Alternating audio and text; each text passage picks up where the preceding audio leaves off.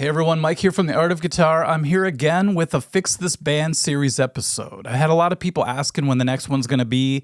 They thought maybe the whole thing was done with, but I have to wait for the right video clip to find me. It's just like I see a lot of them and I could tell right away if they're going to really work for this series. And the other night I was just up late watching some band videos and this one crossed my path. And I thought this has a lot of great elements and I chose it because the band that's in the video actually is trying to play a Cure song. And there's only 4 members in this band, which is a lot to ask a 4-piece band to play a Cure tune. Just because there's so many instruments, so many layers going on in the real thing that it's kind of hard to pull off, especially with only one guitar player in the band. Now, just a heads up, I was not able to contact the band. And so because of that, I'm actually going to blur out their faces like I used to do way back when I started this series. And it looks kind of silly, 4 guys playing and you just see this blurry oval around their head the whole time. But it's the only way I feel okay doing this just because I wasn't able to contact them. The song that they chose to play is Friday, I'm in Love.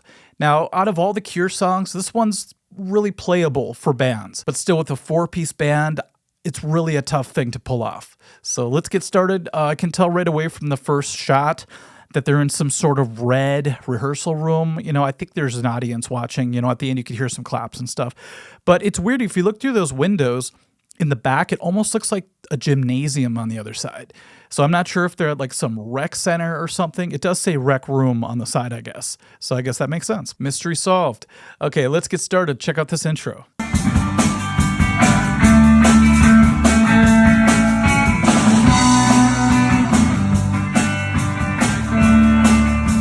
Okay, they get another chance here.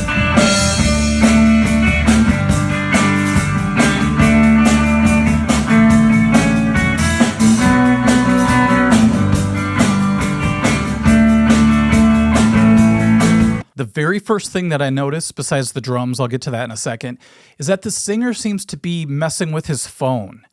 Now, he doesn't mess with it after the intro, so, tons of slack given to these guys. Plus, by the way, at the end, the singer says that this is their debut of playing this song. So gotta cut them some slack because of that. It's really hard to play a song with any confidence or comfort when it's your very first time in front of people playing the song. But I would avoid messing with my phone beforehand. It just doesn't look very professional. He may have been adjusting the mix. I'm not sure if they're using their phones for the mix, or maybe he was just ordering a pizza or something. I have no idea. Now, the drum part really sticks out to me.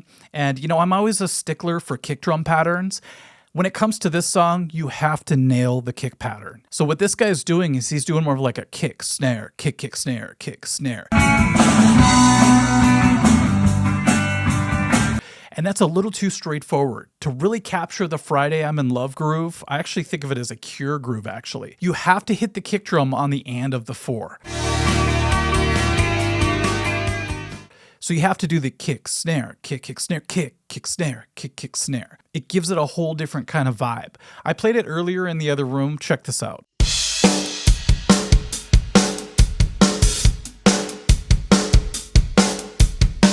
Do you see how it swings the music in a different way than just going straight forward? So that's the very first thing I would tell this band to fix, is the kick drum pattern. I also noticed that the drummer's doing some fancy hi-hat work, and that's usually pretty cool. But I always say to add that after you get the drum beat down solid. Otherwise, it's like you're putting frosting on a cake that hasn't been cooked yet. But if you're doing the right kick pattern and everything's solid, go ahead and add any of that hi-hat flair, because I think it just sounds really cool. The whole band sounds a little bit wobbly in the beginning, kind of like a baby deer trying to walk for the first time. It has baby deer legs. And it's kind of crazy because the intro goes by 2 times.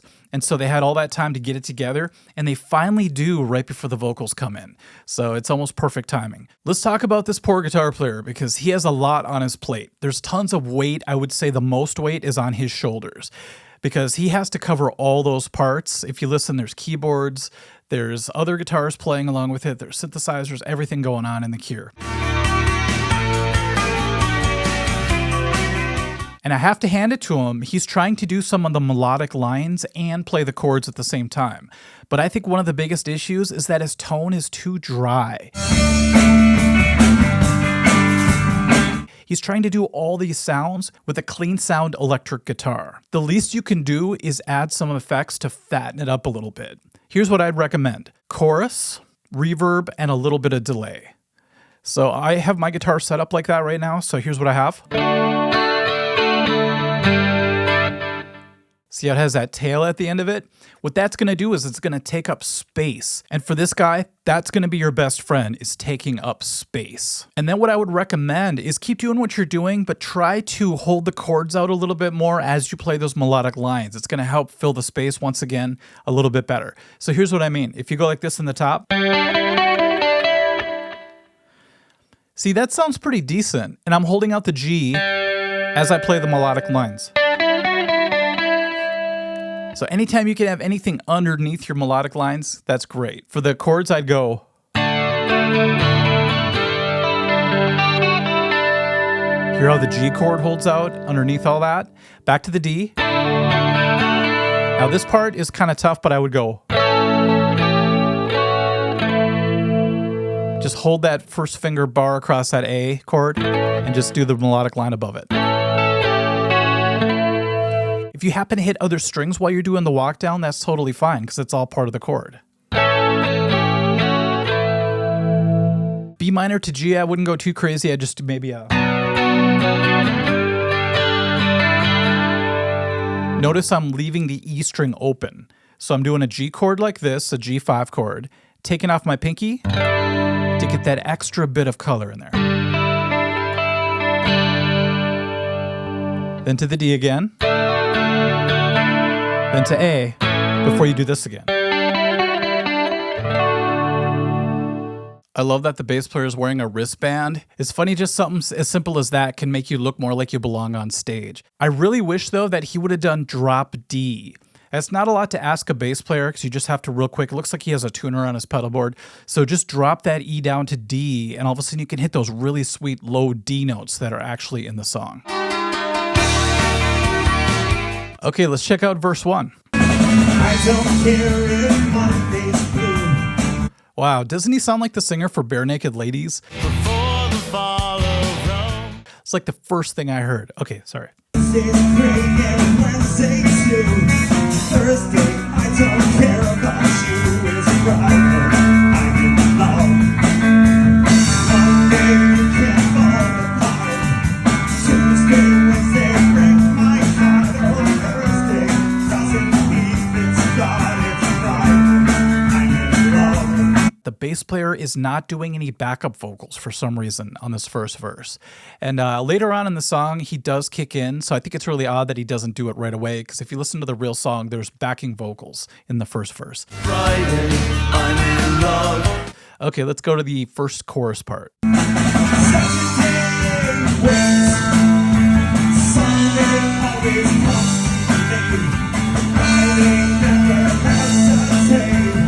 Once again, I have to mention the drum groove here because being a drummer, it kind of, really sticks out to me. When on this beat, the drummer is actually supposed to change the snare hit pattern. So you're supposed to hit the snare, the second snare, on the and of 4. So the and of 4 just keeps coming up in this song. So what I mean is typically you would just go 1, 2, 3, 4 on the snare drum. But in this tune, we have to go like this. 1, 2, 3, and 4, and.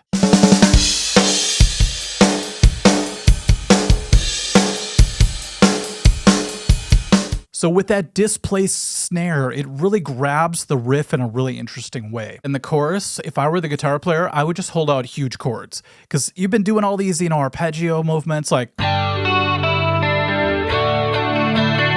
all that stuff. Well, the chorus, just lay back. Just make these huge. I wouldn't do too much strumming either. I would just let those chords take up space. Once again, the bass player's not doing any backing vocals on the chorus part now, and it really needs it. This song needs everything that you could possibly put into it with the 4-piece band, and so without the backing vocals there, it's a little more empty than it has to be. Now, speaking of emptiness, I wonder if the singer could play a tambourine or strum an acoustic guitar or just do something like that, because that would help tremendously. If he could just whip on an acoustic and strum through the chords of this song, right away a lot of the problems would be solved. So I thought I would show you really quick. I'll take their recording and add an acoustic to it just to show you how it builds up the sound a little bit.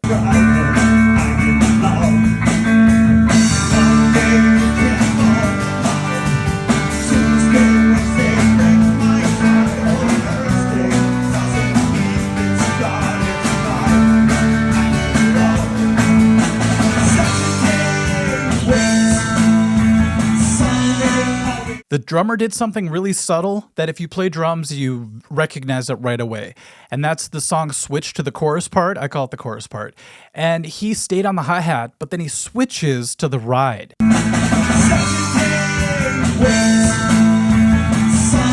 And because he switches kind of in a weird spot, you know that he wanted to actually switch earlier, but he just forgot to. So he's like, okay, I'm just going to go over here now. He starts playing the ride cymbal. Now, typically that's not a huge deal if you do that once or whatever, but you're going to see that when the verse kicks in again, he stays on the ride and then comes back late back to the hi-hat. So he's like behind. It's like he doesn't quite know where the changes are yet in the song.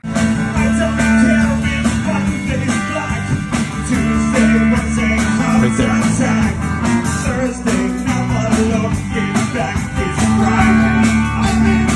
Okay, see how he did backups there?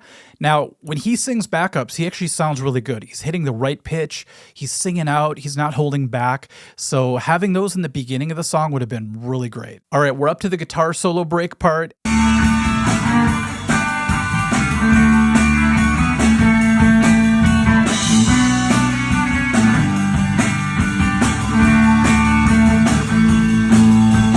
Once again, I feel bad for that guitar player. He has to take up so much space. He's not even allowed to solo, because if he did, it would sound really, really empty. Also, he made that one mistake when he transitioned to his chord, and it really stuck out because there's nothing else covering it up, or playing along with it is a better way to put it. But when you're the only guitar player trying to cover like 12 parts, any mistake you make is a huge deal. Let's go to verse 3. Tuesday, Wednesday, stay in bed.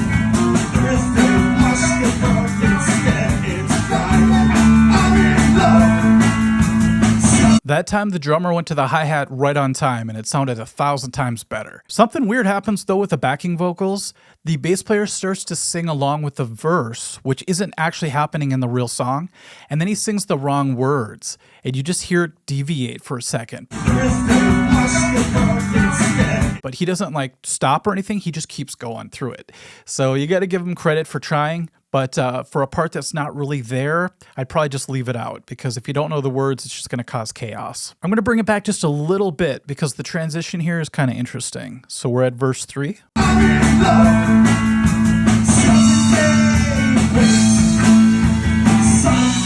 Could you tell that half the band didn't know that the change was right there? So the singer and the bass player seem to know that it was the chorus, but I think it's the guitar player and the drummer who missed the changeover. And then the drummer's just sticking with the hi-hat this whole time, so he's not even going to the ride for the chorus this time. He just abandoned that idea totally. Now we're at a very crucial part of the song, the bridge. Let's hear what happens.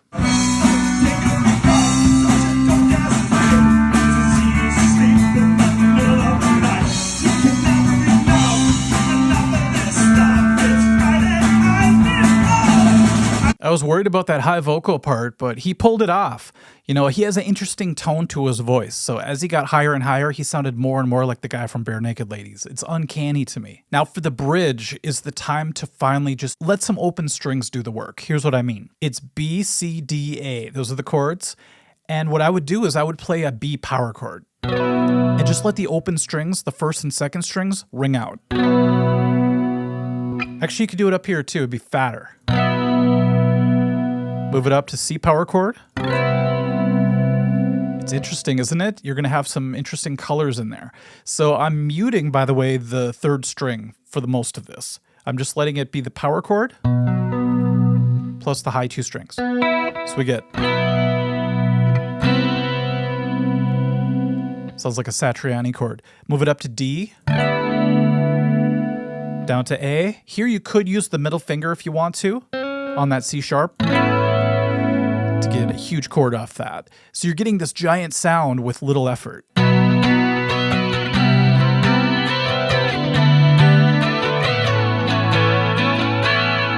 During the bridge, you know how it's supposed to really open up? So I wanted the guitar player to play those open strings and everything like that. Well, the drummer stayed on the hi-hat the whole time, and that kept it choppy. It should be the ride or even a crash to really make it sound like it's opening up. And I'm like, please go to the ride, please. He finally goes to the ride, but at the beginning of the next verse. So I almost fell on the ground when I heard that.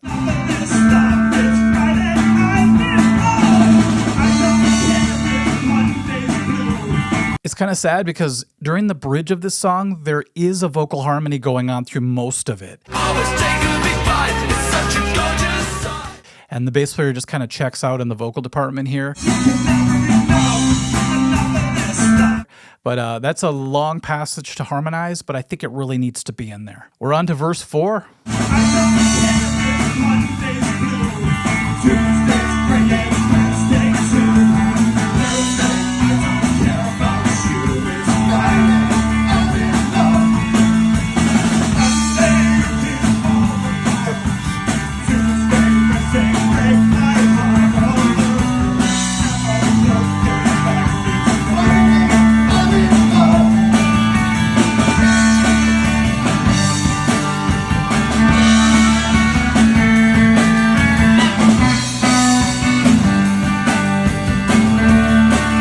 Isn't it funny, though, how they're doing the opposite sometimes of what's actually on the recording? I found that kind of funny. I don't think they planned that. Maybe it just seemed natural for them to do that or whatever. But okay, so I love that the singer did not hold back at the end. He did that, real exuberant yell that Robert Smith does in the real recording. And I'm so glad that the singer didn't hold back and he really did that because it showed a little bit of excitement. I felt some real feelings when he did that.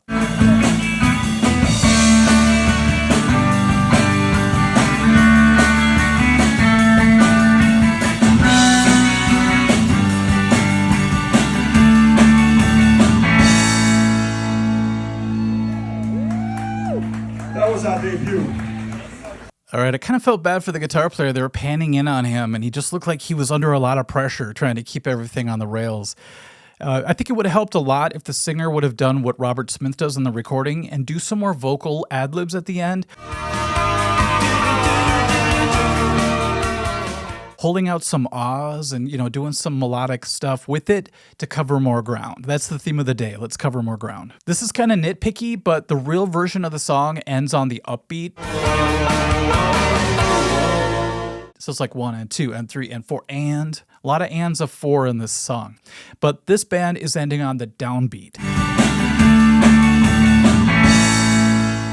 So, it probably feels right for them to do it, the way they're playing it, but I would end on the upbeat to be a little more true to the song, plus it sounds professional. Let's talk about stage presence, because I always like to, look at all aspects of a band, and I would say that the bass player is doing a decent job. He looks pretty confident playing, and he's looking around, and he's walking around a little bit, so I would say keep doing what you're doing, it's all good. The singer, I think, could do a little bit more. Especially if he's not singing, maybe like I said, pick up a tambourine or just do something that engages the music and the audience at the same time. And the drummer's just back there doing his thing like he should be doing. I don't think he should be twirling sticks or anything for a song like this, so that's cool. And finally, the guitar player, I kind of hesitate in trying to critique his stage presence because he stands like my stepdad stands. Like when you just stand for a long period of time, he has sort of that same posture that my stepdad has. And my stepdad was in a motorcycle accident a long time ago, and his back got messed up. And so I don't know the situation here. Maybe this guy, physically has issues, moving a little bit when he plays. But if he doesn't have any issues, I would have to say he's being too much like a statue. Like he's just locked into what he's playing. And that always disconnects you from the audience and from the band. Like he doesn't even look towards the band members until the very end after the singer kind of like cues him that the end is coming up. So that's a huge thing. If you can't jump around and look exciting or whatever, at least try to, look over and make sure you're connected with your band and maybe look up at the audience once in a while. Because being this guy the whole time just kind of brings a weird vibe to the whole performance. All that being said, though, I applaud these guys for attempting a song like this. And, if you could just take some of the advice, some of the tips that I gave and implement them, I bet you this song could sound so much better, so much more professional. Really just adding another element like an acoustic guitar would be huge. Playing the right kick drum pattern and just nailing the changes together is really going to make the biggest difference. I actually really like the singer's voice, even though I keep comparing him to the Bare Naked Ladies guy. He's got a great tone and he's hitting the pitches really well, and he's just interesting to listen to as a lead singer. And finally, add some effects to that guitar rig. You're gonna thank me. It's a whole nother world. Just don't overdo it, otherwise you're just gonna wash yourself out. Okay, everyone, thank you for watching. This was a blast, and I'll catch you later. Bye-bye.